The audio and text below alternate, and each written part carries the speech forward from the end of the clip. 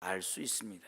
바울이 과거에 묻어버린 세상의 기쁨은 잠깐의 즐거움을 하는 기쁨이었습니다. 음주와 가무, 쾌락이 주는 기쁨은요 분명히 즐거운 것이지만 영혼의 세계를 체험한 바울은 이전의 즐거움은 기쁨이 아니라 허무인 것을 깨달았던 것입니다.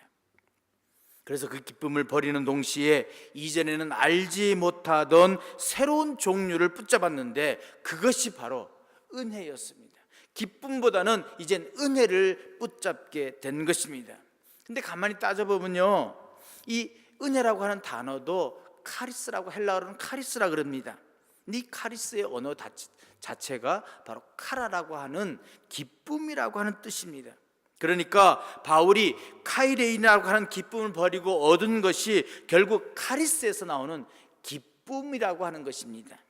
무엇을 말합니까? 하나님께서는 이미 우리에게 주신 것으로도 기뻐할 수 있다는 말입니다. 기쁨이 전혀 새로운 것으로 어느 날 갑자기 솟아나지 않는다는 말입니다. 다만 기쁨이라는 것이 우리가 가지고 있는 많은 것들 중에서 무엇과 무엇을 조합하는가에 따라 그 성질이 달라진다는 것을 하나님이 바울을 통해 보여주시는 거예요.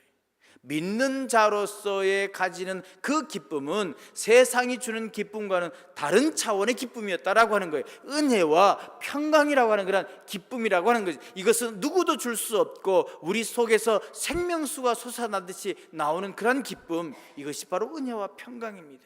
사람들은 기쁨을 얻기 위해서 노래방에 가고 여러 가지 몸을 합니다. 그러나 이런 그 어떤 것보다도 우리 속에서 솟아나는 그런 카리스, 그 은혜가 우리의 영원한 기쁨이 되는 것, 이것이 바로 바울이 행복 여행에서 찾았던 새로운 기쁨이었고 하나님이 주신 기쁨이었다라고 하는 사실. 그러므로 우리 믿는 자들에게는 은혜와 평강을 누리라, 새로운 기쁨을 누리라라고 우리에게 말씀해 주고 있는 것입니다. 그리고 두 번째로 주님은 신앙생활의 결과는 고통이 아니라 기쁨과 평강이라고 알게 하십니다. 그래서 바울은요 기쁨 대신에 은혜와 평강이라고 하는 인사말을 통해서 바로 신앙생활의 결과가 고통이 아니라는 것도 알게 하는 거예요. 우리가요 억지로 하는 것은 어떻게 보면 고통이에요. 하지만 우리 속에 나타나는, 우리 속에 있는 그런 솟아나는 기쁨과 평강으로 갈 때 그것은 새로운 기쁨을 우리에게 주는 것이고 그건 고통이 아니라 기쁨과 평강이라고 알게 하신다라고 하는 사실입니다. 우리는 흔히 신앙생활을 세상의 즐거움을 포기하고 희생하는 것이라고 생각합니다. 그래서 신앙생활은 십자가를 지는 고통이라고 하면서 내가 소중하게 여기던 것들과 이별을 하고 단절을 한다라고 생각하기 마련입니다. 그러나 본문을 통해서 하나님께서는 믿음이 주는 기쁨은 무엇을 끊으려고 애를 쓰면서 얻어지는 것이 아니라 새로운 것을 추구할 때에 자연스럽게 발견되어지고 우리 속에서 솟아나는 기쁨이다라는 것을 말씀해 주고 있는 것입니다. 그렇습니다. 하나님은 우리가 우리에게 익숙한 것과 거리를 두면서 새로운 기쁨으로 그 자리에 채워주십니다. 그 공간을 채워주는 거예요. 그 기쁨은 쉽게 사라지지도 않고 나만 즐거운 것도 아닙니다. 주위 사람들과 함께 그리고 영원히 기뻐할 수 있는 즐거움이에요. 여러분, 우리가요 기뻐하기 위해서 노래방에 갑니다. 그래서 노래를 많이 해봅니다. 그런데 그 순간뿐이에요. 하지만 우리 속에서 솟아나는 그런 기쁨 때문에 우리 입속에서 찬양이 넘칠 때 하루 종일 찬양하게 되잖아요. 하루 종일 노래하게 되잖아요. 하루 종일 기쁨이 넘치는 것. 이것이 바로 하나님께서 우리에게 주시는 어떤 세상의 즐거움을 거리를 두게 되면 새로운 것으로 우리를 채워주셔서 우리에게 기쁨이 넘치게 한다라고 하는 것을 우리에게 알려주시는 것입니다. 그러므로 우리는 평강으로 인사를 합니다. 이때 평강은요 에이레네라고 하는 말인데 불안한 것이 없기 때문에 오는 평강이 아니라 하나님이 채워주시기 때문에 오는 그런 편안함, 평강함, 편안한 그것을 우리는 평강이다, 평화다라고 말씀해 주고 있는 것입니다. 평강이라고 하는 것이요 우리 속에 있는 두려움을 몰아내려고 할 때 오는 것이 아니라 하나님과의 관계를 회복할 때 자연스럽게 채워지는 그것이 바로 평강이다라고 하는 것입니다. 우리는요 불교에서도 보면 고통과 두려움을 없애기 위해서 마음을 비운다라고 합니다. 근데 마음을 비우면요 더 허전해요. 근데 우리 기독교는 그것이 아니라 우리에게 이 허전한 것들을 하나님의 말씀으로 채울 때, 하나님의 기쁨으로 채울 때 새로운 기쁨, 새로운 평강, 새로운 은혜가 넘친다라고 말씀해 주고 있는 것입니다. 하나님의 관계를 회복할 때 우리는요 채워지는 거예요. 새로운 기쁨으로 채워지는 거예요. 새로운 소망으로 채워지게 되는 거예요. 그래서 세상이 주는 기쁨과 세상이 주는 그런 편안한 거는 비교할 수 없는 기쁨과 행복과 평강이 우리에게 있다라고 하는 것입니다. 하나님을 믿는다는 것, 세상의 많은 것을 포기해야 하는 그런 억울한 길 아닙니다. 마음의 평안을 얻으려고 이런저런 노력을 억지로 해야 하는 것도 아닙니다. 다시 말해서 내 것을 희생하며 억지로 가야 하는 길이 아니라 하나님과 함께 걸어가기만 하면 자연스럽게 채워지는 것입니다.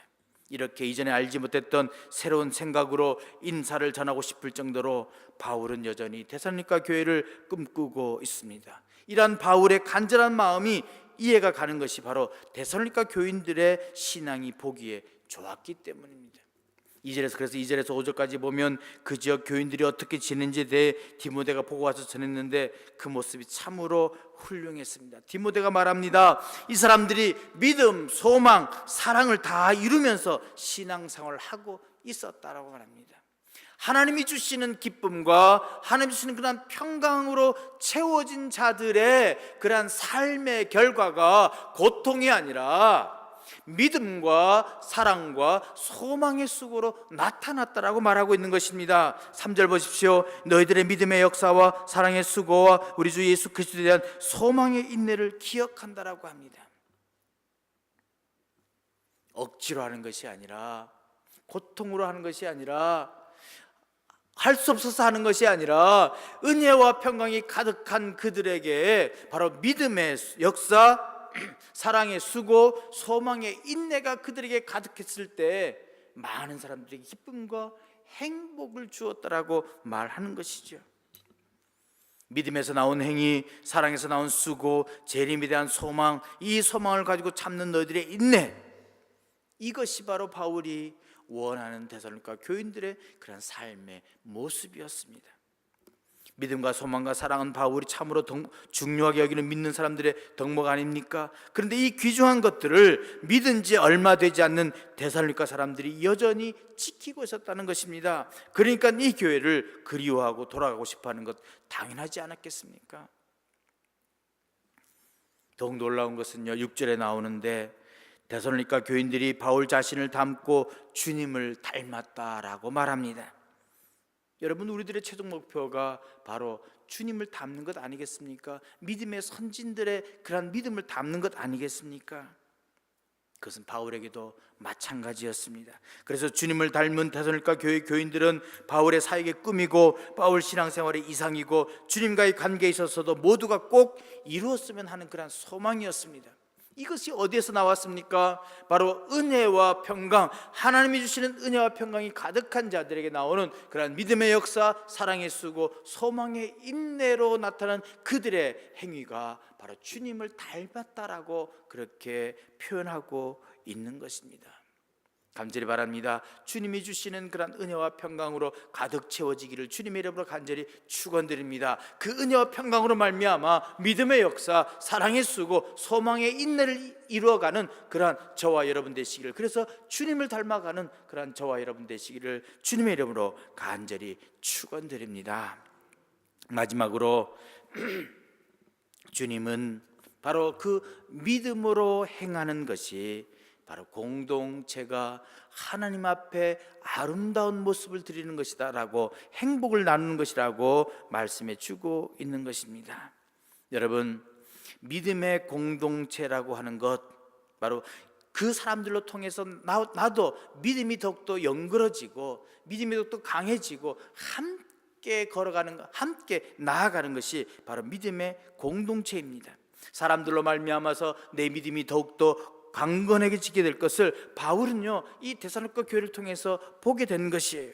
그래서 바울은 데살로니가 교인들의 그 복음의 능력, 그것을 새롭게 보면서 믿음이 역사하는구나라고 말씀하고 있는 것입니다. 그래서 그 사람들을 보면서 주님의 얼굴을 보는 체험을 했던 것입니다. 데살로니가 교인들은 이미 주님의 모습을 닮아 있었습니다. 그래서 하나님께서는 바로 우리도 믿음의 공동체를 마음에 떠올리기를 원하시는 동시에 우리가 바로 그런 사람들이 되기를 원하시는 거예요.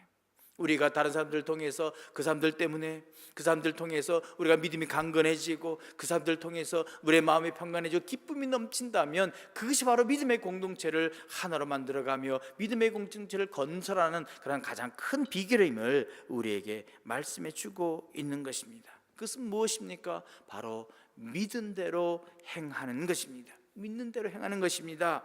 데살로니가 교회 교인들이 자신의 얼굴에 주님의 모습을 담게 된 이유, 바로 믿은 대로 행했기 때문입니다. 믿기만 하고 사랑을 실천하지 않는 그 어떤 사람들과는 달랐습니다. 환경이 어렵다고 신앙생활을 부담스럽게 느끼지도 않았습니다. 하나님 안에서 새로운 기쁨의 공식들을 찾아냈고 그것으로 즐거워하며 모든 것이 완성된 평안, 샬롬의 상태를 이루어 갔던 것입니다. 여러분, 이런 모습을 보고요, 그 지역에 있는 많은 사람들이 예수를 믿었어요. 그 지방에 많은 사람들이 복음을 받아들였습니다. 마게도냐와 아가에 있는 모든 믿는 자의 본이 되었다라고 얘기하고 있습니다. 돌아다니지도 않고요, 전하지 않아도 자연스럽게 사람들을 통해서 소식이 전해졌던 것입니다. 여러 가지 전도를 위한 프로그램을 하지 않아도 인근 많은 사람들이 구태여 자신들의 삶을 바꾸어서 이 불편하고 별 볼 일 없어 보이는 믿음의 길을 따르겠다라고 본받겠다고 나선 것입니다. 왜요? 그들이 믿은 대로 행했기 때문입니다. 그렇습니다. 데살로니가 교인들은 믿음의 결과가 있었습니다. 영어로 보시면 produced by faith라고 얘기하고 있습니다. 믿음으로 말미암아 생산된 것이다라고 하는 뜻입니다. 믿음의 역사라고 하는 말 다른 것이 아닙니다. 믿음으로 말미암아 행해지는 우리의 모습, 그것이 바로 믿음의 역사인 것이죠. 믿은 대로 행했기 때문에, 믿은 대로 결과가 있었기 때문에, 믿음의 그 역사가 있었기 때문에 나만이 아니라 우리 이웃들에게도, 우리 동료들에게도 믿음을 전파하고 그들이 우리를 보고 믿는 자들의 본이 되며 모든 자들에게 믿음을 전하게 되며 믿음의 길을 따르겠다라고 그들이 결단하고 나오게 되었다라고 하는 것입니다. 여러분, 우리가요, 무엇이 되기는 쉬워요. 그러나 답기는 참 힘듭니다. 즉, 교인 되기는 쉽습니다. 그러나 교인답기는 어렵습니다. 성도라고 하는 말, 부르심을 받은 거룩한 무리란 말입니다. 그런데 이 성도라는 말을 듣기는 쉽습니다. 그런데요, 성도답기는 힘들어요. 집사 되기도 쉽습니다. 그러나 집사답기는 어렵습니다. 권사 되기도 쉽습니다. 그러나 권사답기는 어렵습니다. 기도의 어머니 역할을 하기도 힘들고요, 봉사를 하며 헌신하기는 어렵습니다. 희생해야 합니다. 그래서 권사답기가 힘든 거예요. 장로답기도 마찬가지입니다. 장로는 입교인 30명 중에 우두머리입니다. 그런데 장로가 되기는 쉬워요. 그러나 장로답기는 얼마나 어려운지 모릅니다. 목사 되는 것도 마찬가지예요. 그냥요, 신학교 들어가서 시험 잘 치고요, 정확한 과정을 마치면 목사 될 수 있습니다. 그런데 목사답기는 쉽지 않습니다. 요즘은요, 엉터리 목사도 참 많다고 합니다. 집사인데 갑자기 목사라고 하는 그런 명함 내면서 목사라고 하는 사람들도 있다라고 해요. 우리가 속한 교단에서도요, 목사가 되려면요 최소한 10년 이상 걸립니다. 대학교 4년 졸업하고요, 신학교 3년 졸업하고요, 그리고 2년이 지나야, 그래야 목사가 됩니다. 어쨌든 이러한 과정들 그렇게 쉽지는 않습니다. 하지만 어떻게든 목사가 되었다 하더라도요, 목사답기는 어렵습니다. 근데 정말로 예수 그리스도인이 되었다라고 하는 것, 성도가 되었다라고 하는 것, 그러면 성도답게 살아야 하는데 성도답게 사는 것, 그 쉽지는 않습니다. 왜냐하면 믿은 대로 행해야 하기 때문입니다. 데살로니가 교회 교인들은요, 믿은 대로 행했습니다. 그래서 믿음의 역사, 사랑의 수고, 소망의 인내가 있는 그러한 교회였다라고 하는 것입니다. 바울은 바로 그래서 그 교인들을 다시 찾아보는 것이, 그들을 만나는 것이 나의 기쁨이다, 나의 행복이다라고 말씀하면서 그들을 찾아보겠다라고 그렇게 열망하고 있는 것입니다. 그것이 참으로 기쁜 여행일 것입니다. 그래서 바울은 또한 그 느낀 그 귀한 기쁨을, 행복을 나눠주기 위해서 또 다른 여행을 떠나는 것입니다. 그 바울의 행복의 비결이 바로 이 편지에 담겨져 있고, 우리를 포함한 모든 사람들이 이 편지를 읽게 될 때에 우리 주님께서는 우리의 모양도 바울이 꿈꾸던 바로 그 삶으로 바꾸어 주실 것입니다. 너희는 많은 환난 가운데서 성령의 기쁨으로 말씀을 받아 우리와 주를 본받은 자가 되었다라고 6절에 말씀해 주셨습니다. 바로 그 말씀이 바로 오늘 이 아침에 우리에게 주는 귀한 말씀일 것입니다. 이 말씀 속에서 바로 주님의 얼굴을 발견하고 바울 자신의 모습을 발견하면서 우리도 주님을 닮아가고 바울 자신의 그 모습을 닮아가며 그러한 귀한 행복의 기쁨을 누리는 그 비결을 깨닫는 자로서 믿음의 길을 걸어가는 그러한 저와 여러분 되시기를 주님의 이름으로 간절히 축원드립니다. 행복의 비결을 깨달은 자, 바로 우리 속에서 솟아나는 그런 평안과 기쁨을 가지는 자로서 믿은 대로 행하는 자입니다. 그 믿음을 가지고 나아갈 때 바로 예수 그리스도를 본받는 자가 되며 주를 닮은 자가 될 것입니다. 그것이 바로 참된 행복의 비결입니다. 이제 예수 그리스도를 마음에 담고 예수 그리스도를 닮은 사람으로서 믿음의 역사, 믿음이 행한 대로 살아가길 원하며 행복의 여행을 떠나기를 원하는 그러한 저와 여러분 되시기를 주님의 이름으로 간절히 축원드립니다. 기도하겠습니다.